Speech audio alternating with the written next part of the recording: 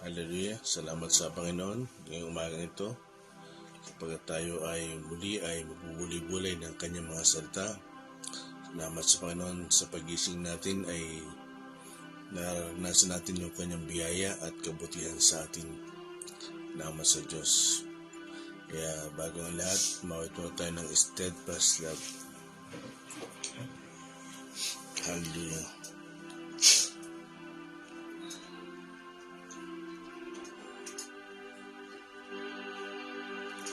The steadfast love of the Lord never ceases.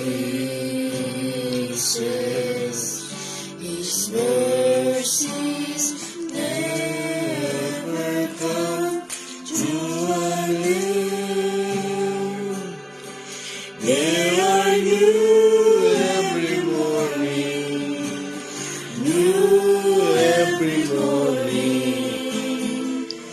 Great is thy faithfulness, O Lord. Great is thy faithfulness. Minsan pa, steadfast love. The steadfast love of the Lord never ceases.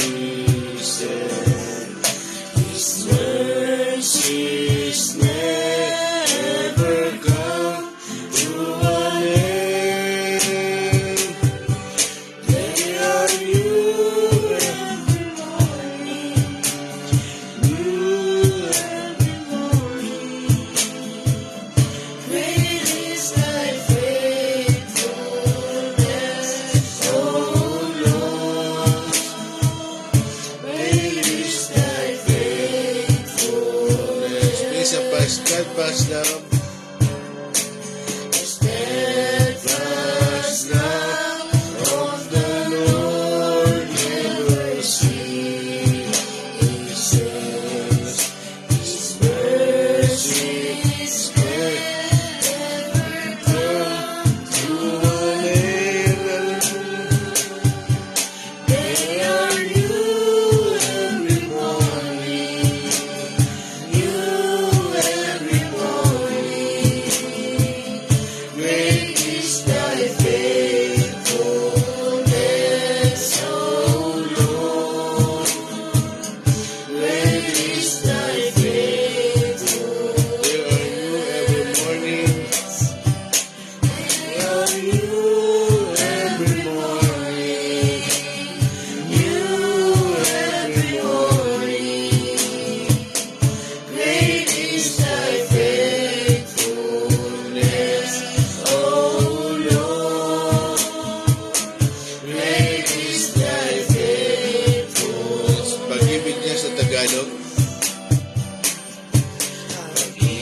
Pag-ibig niya ay hindi nagmamaling. Ang awa niya ay walang kapantay. Ito'y laging sariwa bawat umaga. Katapatan niya'y dakila. Katapatan Minsan pa, pag-ibig niya. Hallelujah. Pag-ibig niya ay hindi nagmamaling. Ang awa niya ay walang kapantay.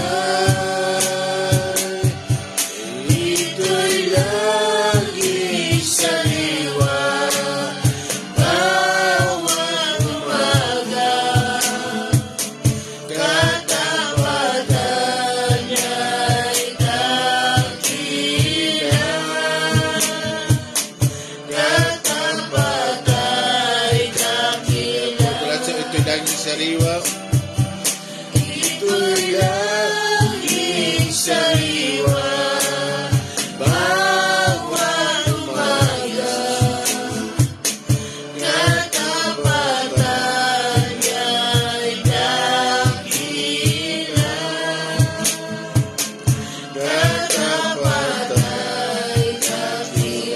katapatay dakila. Katapatay dakila. Minsan pa, katapatay dakila. Katapatay Dakila. Glory. Hallelujah. Hallelujah. Puri po kayo, Panginoon. Katapatan niyo dakila, Lord God. Salamat po. Ang inyong pag-ibig ay laging sariwa, O Diyos. Hindi po kayo kagad-agad napupuno sapagkat, Lord, laging sariwa, laging bago.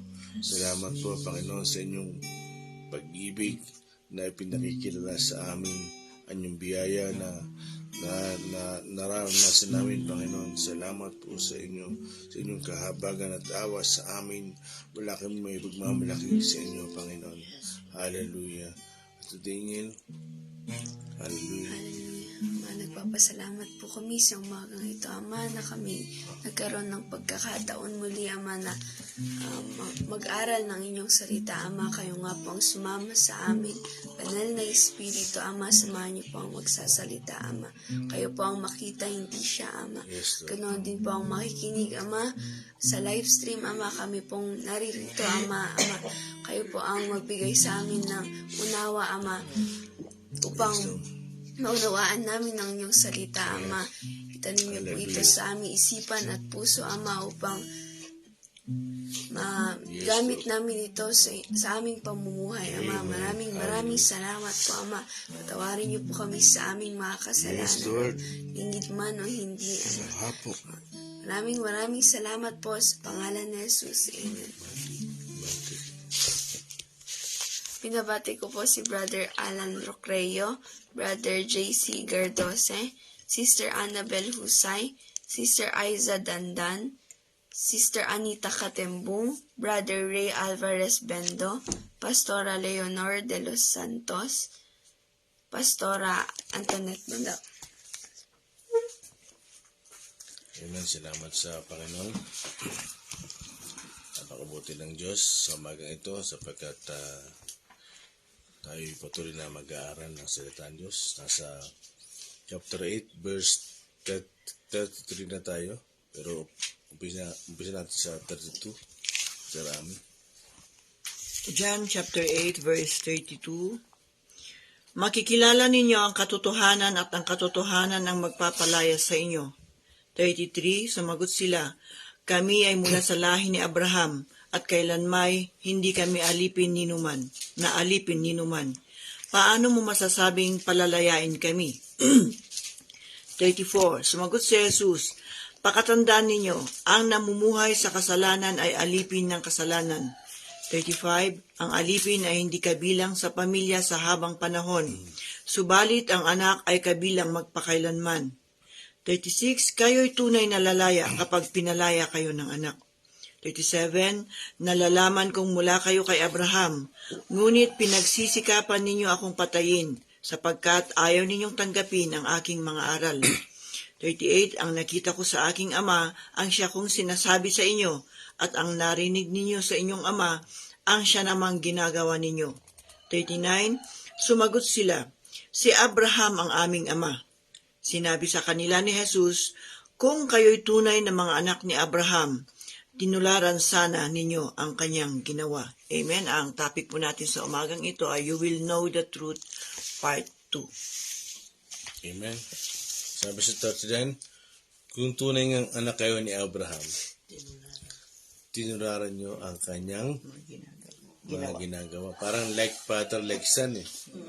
Parang gano'n yan. Kung ano nakikita mo sa tatay mo o nanay mo, eh siyempre, ayun ang makikita sa iyo. Amen? Sa verse 32, kaya ng ating bulay-bulay nung nakarang Friday, no? You will know the truth. Makikilala mo ang katotohanan at ang katotohanan ang papalaya sa iyo. Alam nyo, di ba, sabi ko nga sa inyo, kahit malaman nyo ang katotohanan, hindi pa rin kayo lalaya kasi dapat makilala nyo siya. Makilala nyo ang katotohanan. Kasi ang pagkilala sa katotohanan, nandun ang kalayaan.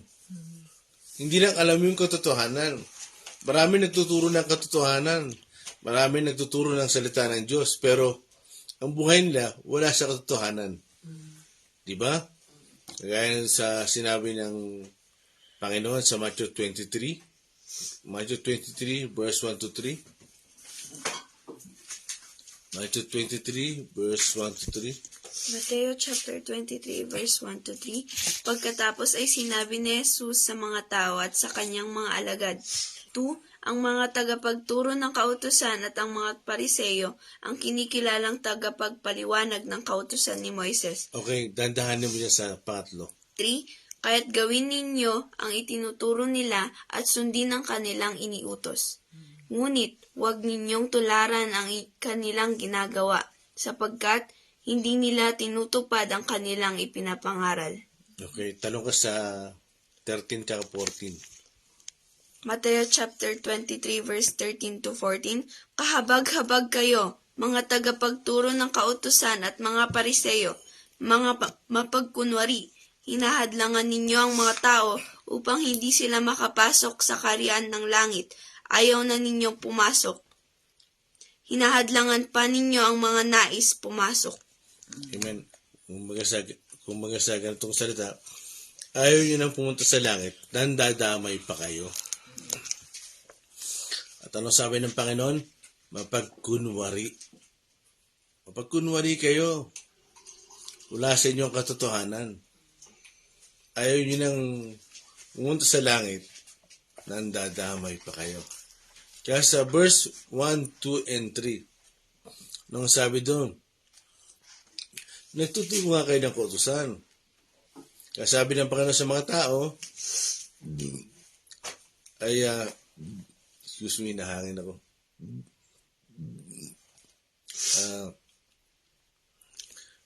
Nagtuturo nga kayo ng kautusan, huwag niyong tularan yung kanilang pamumuhay, yung kanilang ginagawa.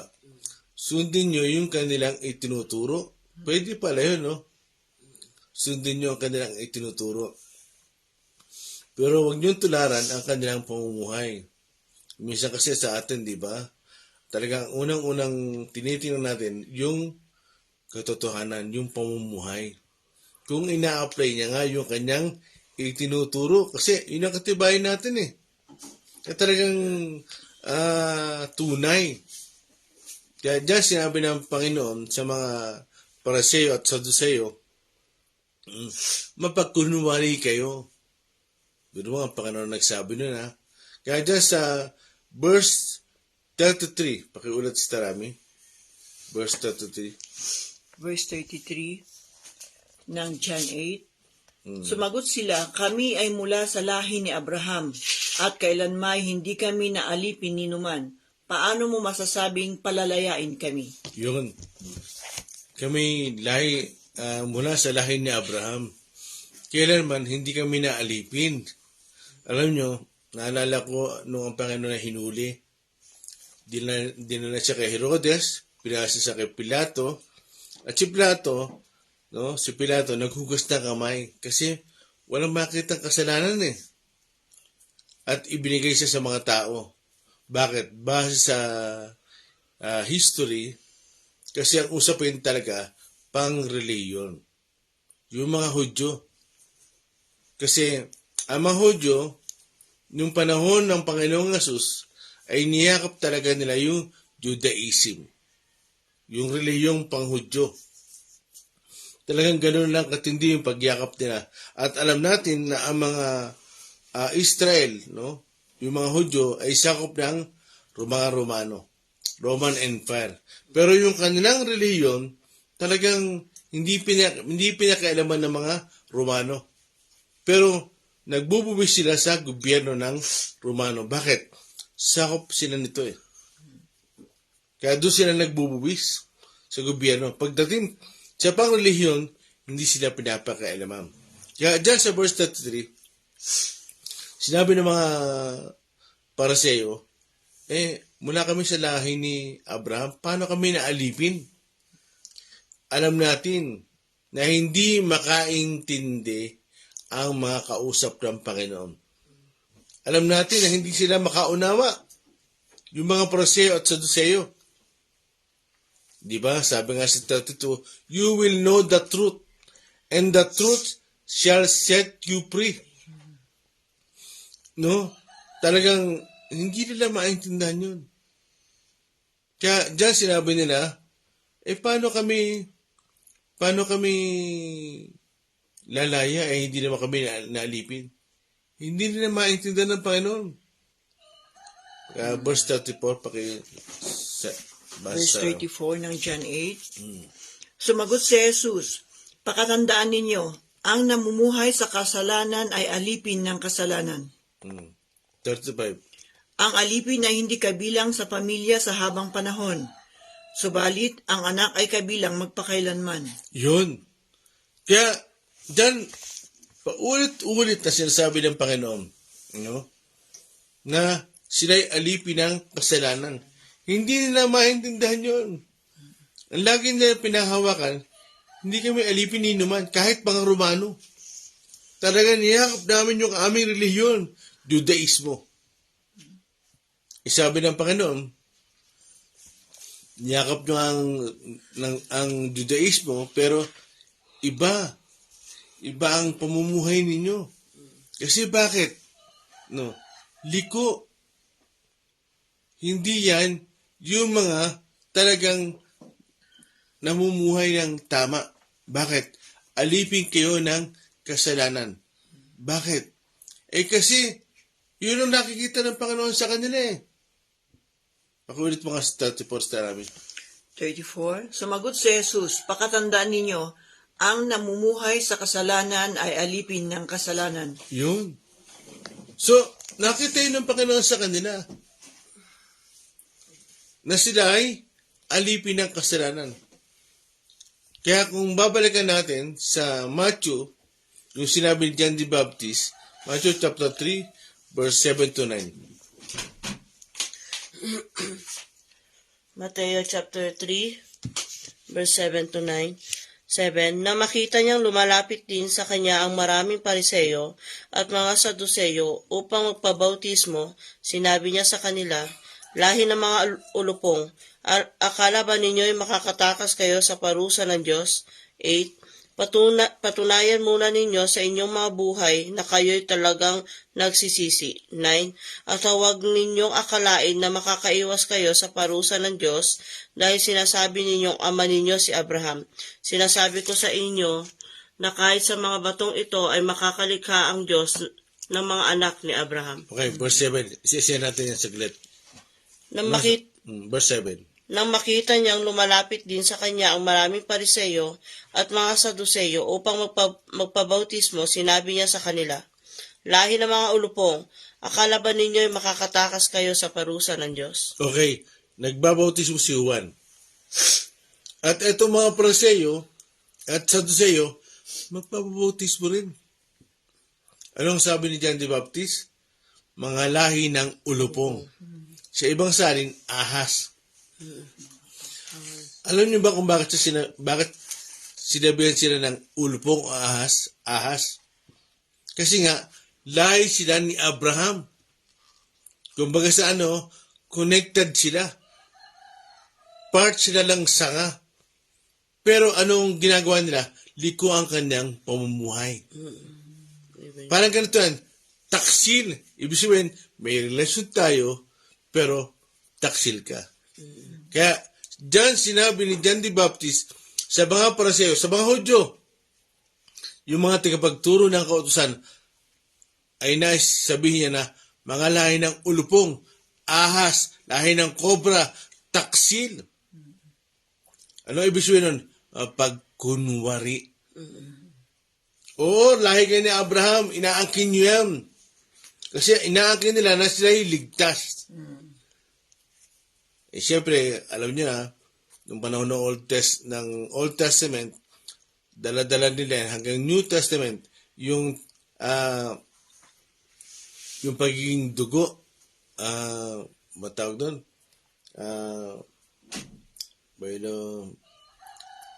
biological, wala. No? Dala-dala nila yan. Lahi kami ni Abraham. Ang kaligtasan ay talagang sa amin nagmula. Di ba? Sabi nga sa Roma 3, verse 1 to 3, talaga sa mga Hudyo nagmula ang kaligtasan. At ang salita ng Diyos, ipinagkatiwala sa kanila.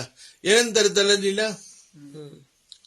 Noong panahon ng New Testament.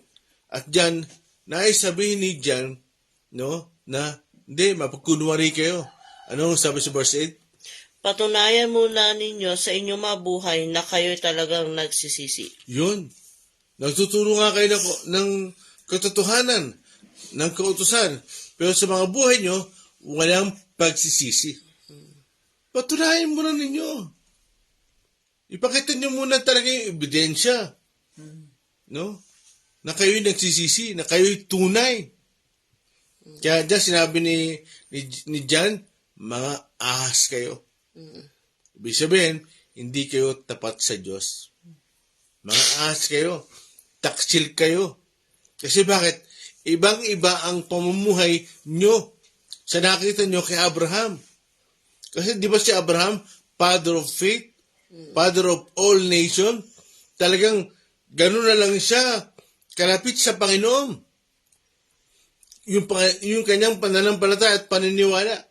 Pero ang mga Saduceo, iba. Nakakita na ba kayo ng gano'n? Yung mga ganong lingkod na nagtuturo silang ng mga salita ng Diyos pero iba ang buhay nila. Pero ganyan mga kung di ako nagkakamali sa Aglipayan. Pagkatapos magmisa, nasa inuman. Nakita niyo ba yung gano'n? Yung naninigarilyo, umiinom, no? Pagkatapos magmisa. Nakasaksi ako niya sa Pampanga. Hinubad lang yung abito na kulay puti. Pero balik na doon sa round table. Di ba? Ibig sabihin, wala liko ang pamumuhay. Wala sa itinuturo niya yung sinasabi niya. Ginagawa niya. Tuloy, Jess. At huwag ninyo akalain na makakaiwas kayo sa parusa ng Diyos. Dahil sinasabi ninyong ama ninyo si Abraham, sinasabi ko sa inyo na kahit sa mga batong ito ay makakalikha ang Diyos ng mga anak ni Abraham. Kaya dito, sinasabi ni John the Baptist, no, kung inaangkin nyo na kayo ilahi ni Abraham, eh huwag nyo isipin na ang Diyos hindi kayang gumawa mula sa bato. Sa ba nagaling ang tao? Anong material ba ang ginamit niya? Putik, alabok. Pero dyan, sinabi ni John the Baptist, no? Yung talagang kakayahan ng Diyos. Kahit siya, pwede siya gumawa ng lahi ni Abraham. Ultimo sa bato, sa graba. Pwedeng lumikha ang Diyos ng panibagong lahi ni Abraham. Yung susunod. Yung mamumuhay talaga. Kaya, diyan talagang paulit-ulit, no? Hindi makaintindi yung mga Pariseo. Pakituloy nga sa Rami. Verse 35 ng John 8, ang alipin ay hindi kabilang sa pamilya habang panahon, subalit ang anak ay kabilang magpakailanman. Yun. So dito, talagang inaangkin nila. Nung kapanahonan nila, talagang sinasabi nila na lahi sila ni Abraham. Gayon nyo na lang masasabi yan. Talagang, pag inunawa natin yan, no, talagang inaakin nila. At yung salitang yan, sinasabi na ng Panginoon Jesus sa mga Pariseo, ngayon nyo na lang masasabi yan. Pero darating, pakituloy 36. Kayo'y tunay na lalaya kapag pinalaya kayo ng anak. Yun. So dito, ay dahil sila ay hindi makaintindi, hindi nila makilala ang Panginoon, hindi nila kilala ang Panginoon, no? Ibig sabihin, hindi nila maunawa na sila'y bihag. Sila'y nakakulong. Akala nila ay ang binabanggit ng Panginoon, sila'y bihag ng Romano. Akala nila ang Panginoon ay sinasabi sa kanila na biyag sila ng nakakulong sila sa rehas na bakal. Alam niyo, ang Panginoon, hindi nagpapalaya sa rehas na bakal. Nalala niyo ba si John the Baptist nung nakulong? Hindi naman siya dinalaw ng Panginoon na. Ang tinutukoy dito ng Panginoon, rehas ng kasalanan. Yun ang hindi nila maintindihan. Na sila ay nakakulong sa kasalanan. Bakit? Yun ang sinusunod nila eh. Romans 6:16. Romans 6:16. Hindi ba ninyo alam na kapag nagpasakop kayo sa sino mang inyong sinusunod, kayo'y nagiging alipin nito, maging ito'y kasalanang hahantong sa kamatayan o ang pagsunod sa Diyos na hahantong sa katuwiran. Yun. So dito, hindi sila makaunawa na sila'y nakakulong. Ang nakakasakop sila sa kanila, kasalanan. Bakit? Yun ang sinusunod nila eh. Yun ang buhay nila eh. Kaya sinabi ng Panginoon sa 36, no? Pag talagang nakilala niyo ang anak, pakaulit. Kayo'y tunay na lalaya kapag... Saan na ako? Kayo'y tunay na lalaya kapag pinalaya kayo ng anak. Yun. Kayo'y tunay na lalaya. Amen. Pag nakilala niyo ang anak. Ang Panginoong Jesus. Kaya kasi 32, you will know the truth and the truth shall set you free. Kung talagang makikilala mo ang Panginoong Jesus. Kasi sa Panginoong Jesus, may kalayaan. Amen. No? Kaya, alam niyo, pag nakakita kayo ng mga Kristiyano na may bisyo pa, ibig sabihin, hindi niya pa lubusang nakikilala ang Panginoon. Ano yan? Nadadala lang siya ng paglilingkod ng iba. Okay na yun, pasimula. No? Pero ang totoo, hindi niya pa talaga nakikilala ang Panginoon. Bakit? Pag nakilala niya talaga ang Panginoon, na doon ang paglaya. Amen. No? Di ba? Pasin mo si Ate Jess. Ako na lang. Talagang, nung nakikita ko pala sila kay Joseph, naglilingkod sa Panginoon, sila Sir Paul, nakatingin lang ako sa kanila. Lumalayo nga ako eh. Kasi bakit? Hindi ko talaga nakikilala ang Panginoon. Marahil yung iba nakilala lang ang church. Yung iba nakilala lang ang pastor. O nakilala lang yung mga activities. Napasama sa basketball. Parang ganun. Pero ang totoo, wala pa talagang personal na pagkakilala. Bakit? Pag may pagkakilala ka sa Panginoon personal, lalaya ka. At makikita mo yung buhay mo dati. Ito pala ako noon. Ang pangit ko pala. Ang bantot ko pala. Di ba? Hindi ko sinabi si Ate Jess. Di ba? Hindi, totoo. Hindi, pag ikaw ay talagang nasa bisyo pa, iba ang amoy. Pero pag nakilala mo ang Panginoon ng personal sa buhay mo, bumabango. Bakit? Lumalaya ka eh. Amen. Ultimo yung mga amoy na palatandaan na wawala. Amen. Amen? Kaya dyan sinabi ni Pablo sa Roma, no? Kung sino ang sinusunod mo, no? Yun ang umaalipin sa'yo. Pakiulit ka, Romans 6:16. Ate Angel. Hindi ba ninyo alam na kapag nagpasakop kayo sa sino mang inyong sinusunod, kayo'y nagiging alipin nito, maging ito'y kasalanang hahantong sa kamatayan o ang pagsunod sa Diyos na hahantong sa katuwiran? Amen. So, hindi ba ninyo alam, sabi ni Pablo sa mga taga-Roma, kung sino ang sinusunod din nyo, yun ang master nyo. Yun ang umaalipin sa inyo. Kaya sinabi ng Panginoon sa Lucas 4:18, Lucas 4:18.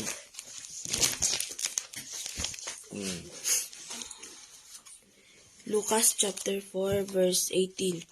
Ang Espiritu ng Panginoon ay sumasa akin sapagkat hinirang niya ako upang ipangaral sa mga mahihirap ang magandang balita. Isinugo niya ako upang ipahayag sa mga bihag na sila'y lalaya at sa mga bulag na sila'y makakakita. Isinugo ako upang palayain ang mga inaapi. Yun. Sa Panginoong Jesus may kalayaan. Kaya, dahil makikita nyo, talagang gustong-gusto tayong palayain ng Panginoon. Unang-una saan? Sa kasalanan. Amen. Kaya nga, nung ang Panginoong Jesus ay bumaba mula sa langit, sinong unang hinarap niya ba? Mga Pariseo ba? Saduceo ba? Hindi. Ang unang hinarap niya, pagkatapos niyang mabautismuhan, sino? Si Satanas. Sa Matthew chapter 4, Lucas chapter 4, si Satanas ang unang hinarap niya. Bakit? Kasi nung una na tinukso ng tao, tinukso ng kaaway ang tao, nagtagumpay ang Diablo. Si Satanas nagtagumpay. Noong unang tinukso niya. Pero nung pagdating ng Panginoong Jesus, nung nagkatawang tao siya, inulit yun. Naulit yung senaryo. Sa Panginoong Jesus na, ano nangyari? Hindi nagtagumpay si Satanas. Yun ang unang hinarap niya. At nung natalo niya si Satanas, inangkin ng Panginoon, magtatagumpay din kayo.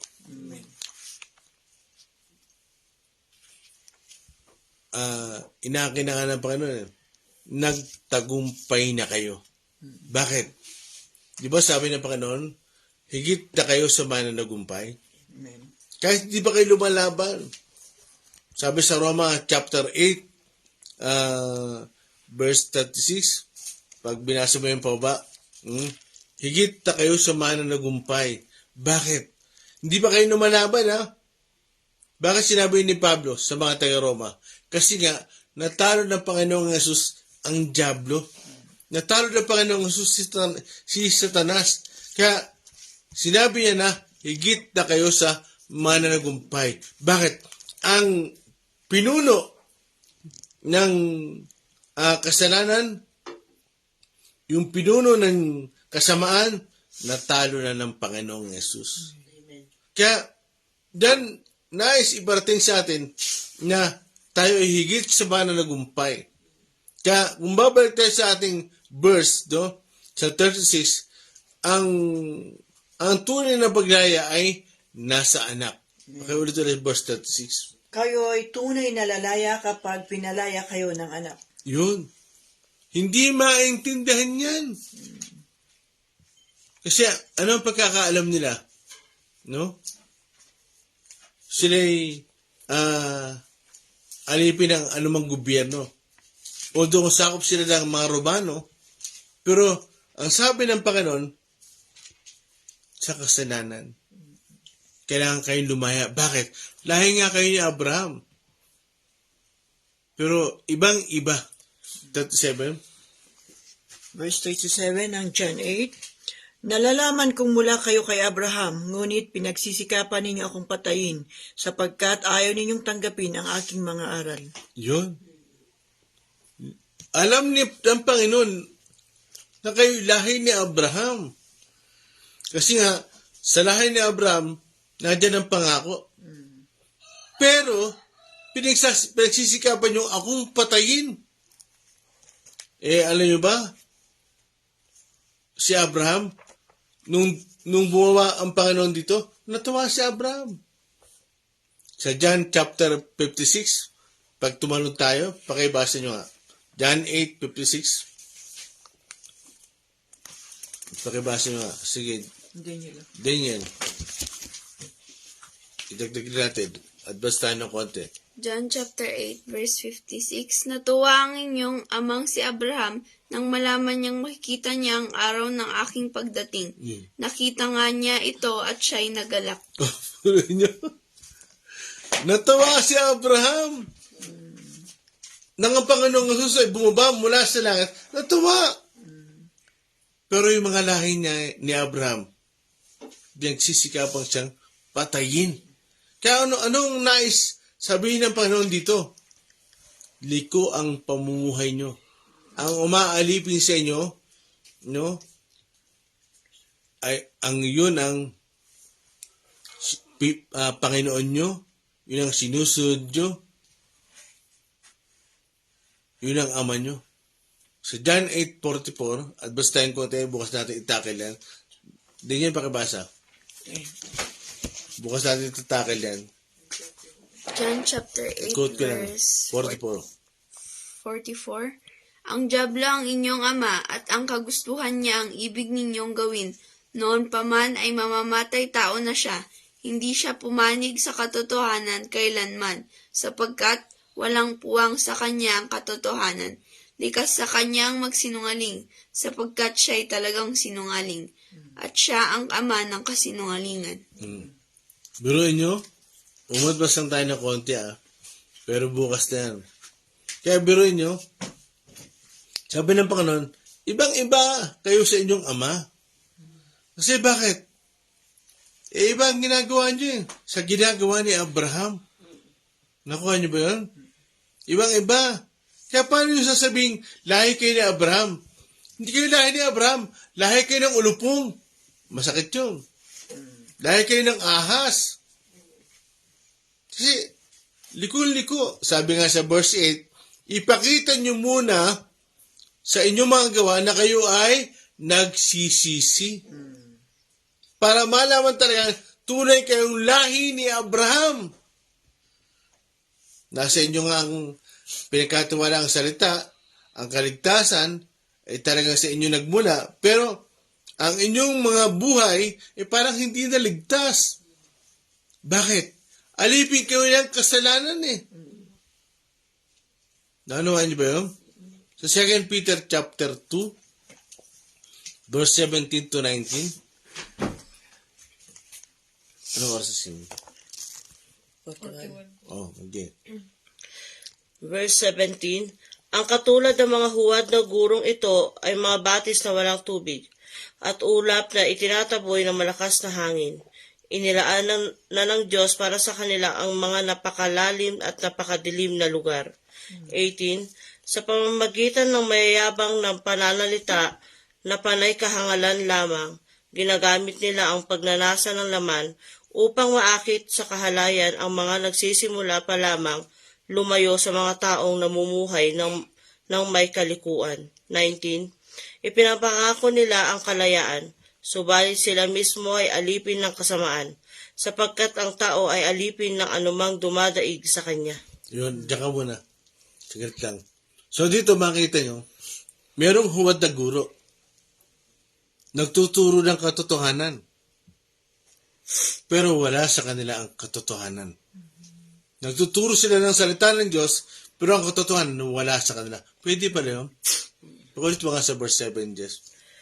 17. 17 pala. Ang katulad ng mga huwad na gurong ito ay mga batis na walang tubig at ulap na itinataboy ng malakas na hangin. Inilaan na ng Diyos para sa kanila ang napakalalim at napakadilim na lugar. Yun, diretso mo.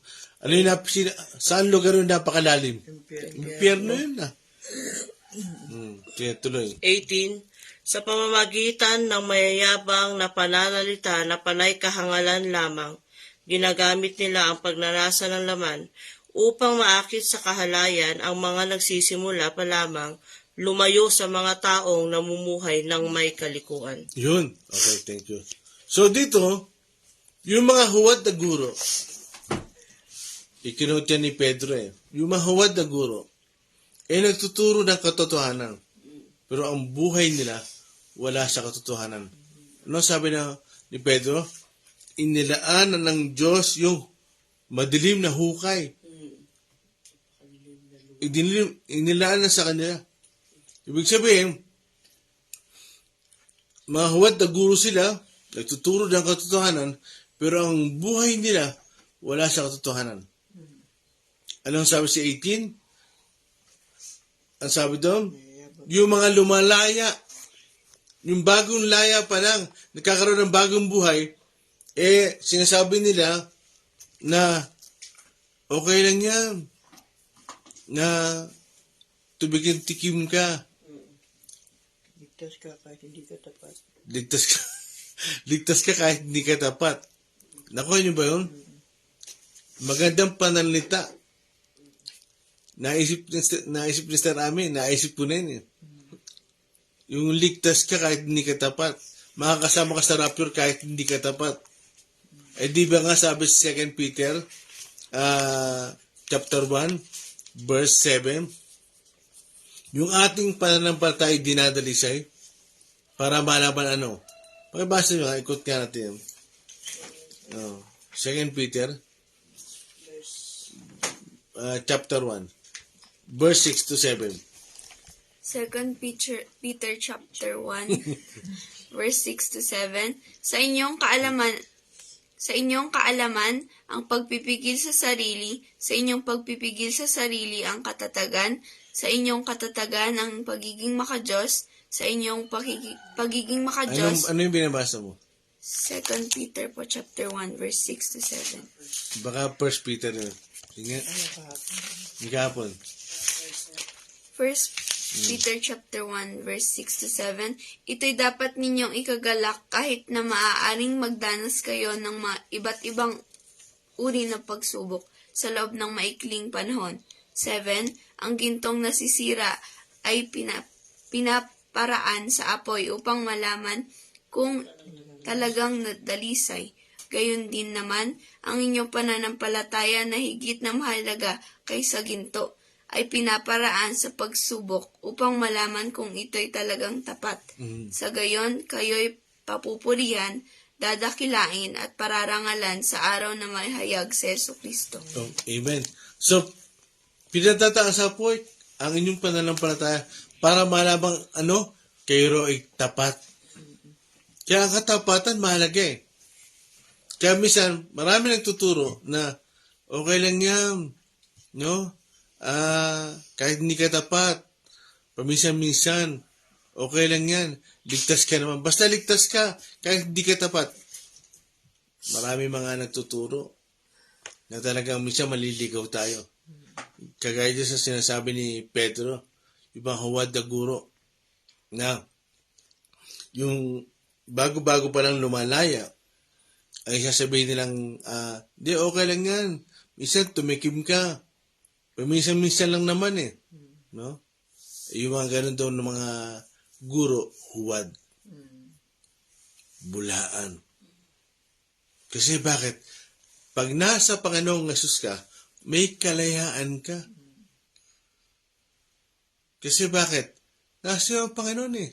Nakilala mo siya eh. Ang pagkakilala mo sa Panginoon ay magre-resulta sa mga gawa mo.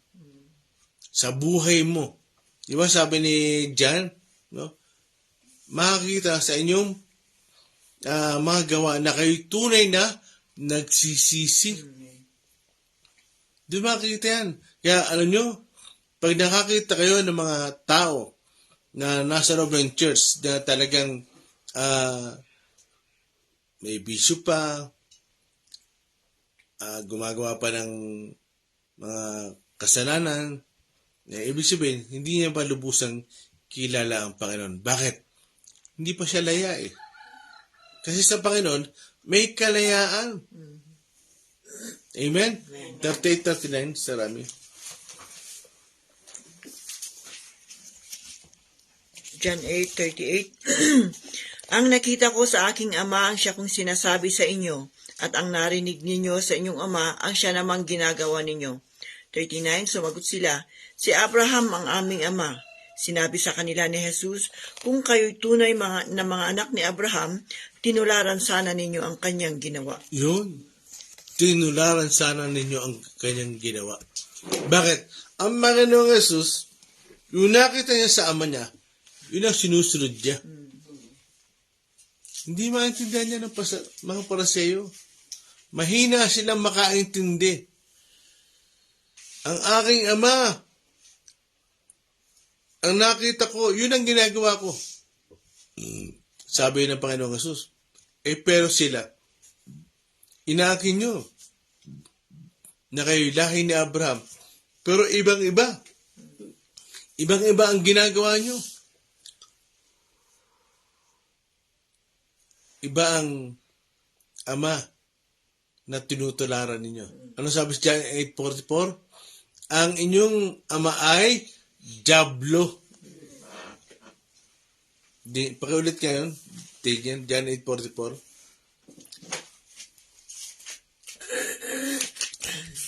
Dito tayo magtatapos. John chapter 8, verse 44. Ang diablo ang inyong ama at ang kagustuhan niya ang ibig ninyong gawin. Noon pa man ay mamamatay tao na siya. Hindi siya pumanig sa katotohanan kailanman, sapagkat walang puwang sa kanya ang katotohanan. Likas sa kanya ang magsinungaling, sapagkat siya'y talagang sinungaling, at siya ang ama ng kasinungalingan. Yun. So tayo, mga anak tayo ng Diyos. Dapat makita sa atin yung katangian ng Diyos. Ano yun? Pag-ibig, hindi nagsisinungaling. No? Talagang bago. Kasi bakit? Kasi yung gumagawa ng kasinungalingan, gumagawa ng pagbatay, paninira, magwasak, diablo yan. Pero tayo, mga anak ng Diyos, dapat, dapat pagkalarawan tayo ng ating Ama. Amen. Amen? Malinaw ba? Amen. So, ang dapat susundan natin ay yung ating Ama. Kasi makikita sa mga gawa natin, no, kung sino ang tatay mo. Halimbawa, hindi pa kita kilala, nakita ko anak siguro tinano. Ano pa ang tatay mo? Hasan. Anak siguro to ni Hasan. Parehong pareho Si Daniel. Hindi ko pa siya kilala, Nakita ko na. Parang kilos Yung galaw anak to ni Ikang. Di ba? Anak to ni Jess. Bakit? Oh. Anak to ni Jess. Bakit? Nasa kilos Amen. Nasa gawi Nasa panalita kaya ka pala magalang. Anak ka pala ni Jess. Kaya ka pala tahimik. Anak ka pala ni Jess. Naandako nyo? Kasi, tandaan nyo, ang unang-unang mapipintasan ang ating Ama. Amen. Bakit? Mga anak tayo ng Diyos.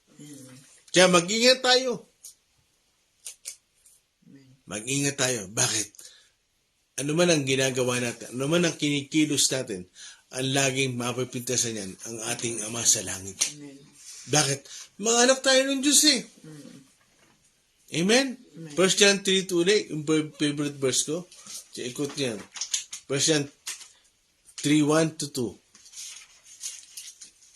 Daniel? Diyan ako magtatapos.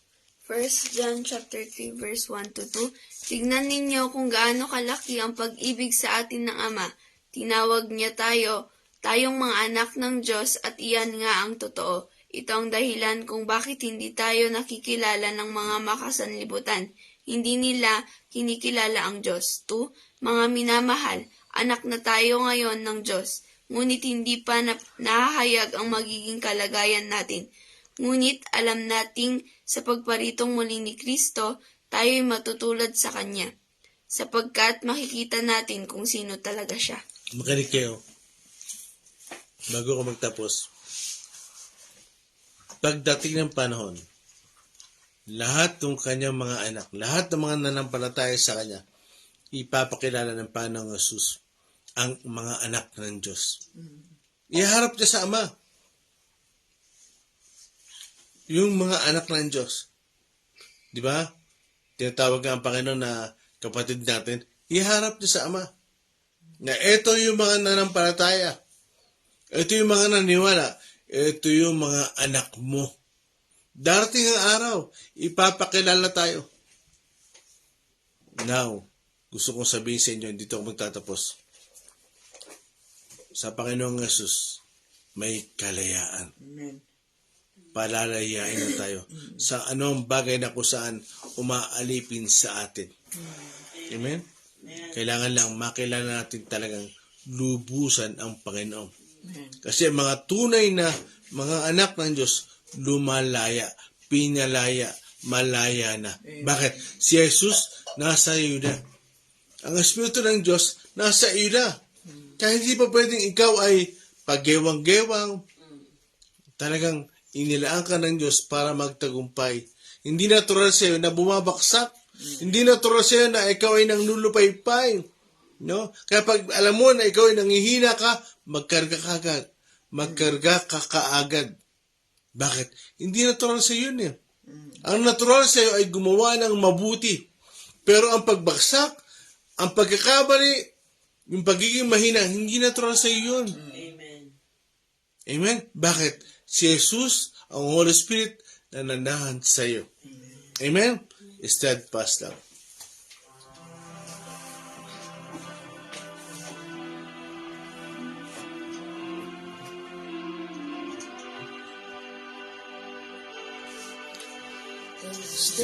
Steadfast love of the Lord never ceases. Tarami. His mercy is never come to an end. There are new every morning, new every morning. Great is thy faithfulness, O Lord. Great is thy faithfulness. Isang pa, steadfast love. Steadfast love of the Lord never ceases. His mercies never come to an end. They are new every morning, new every morning. Great is thy faithfulness, O Lord. Great is thy faithfulness. There are new every morning. There are new every morning. New every morning. Great is thy faithfulness, O Lord. Great is thy faithfulness.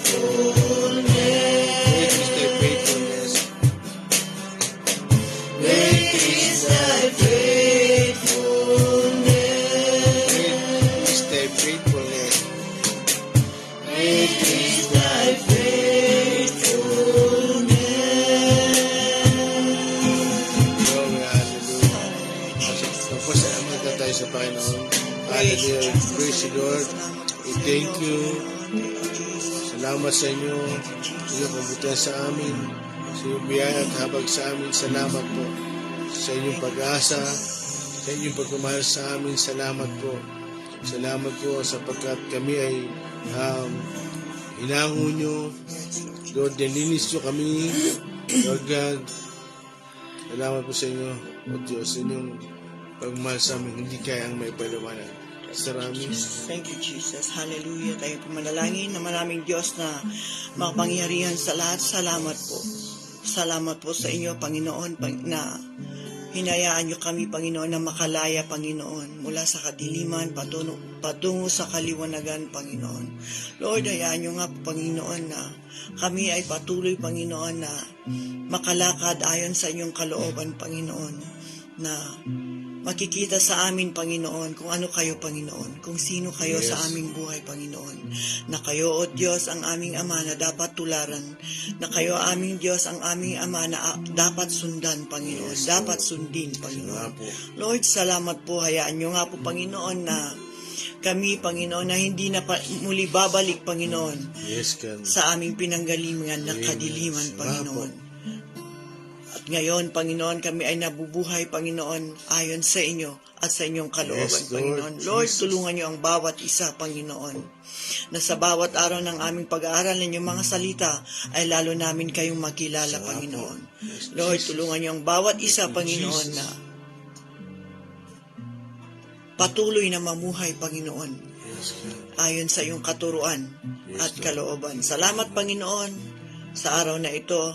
Patuloy naming pagbulay-bulayan ang iyong mga salita at hayaan niyo, Panginoon, na patuloy naming maunawaan at maipamuhay ang mga ito. Yes, God. Lord, samahan niyo ang inyong lingkod lagi, Panginoon, sa kanyang buhay, sa kanyang puso, sa kanyang mga kaisipan, Panginoon, sa kanyang mga desisyon sa buhay, Panginoon.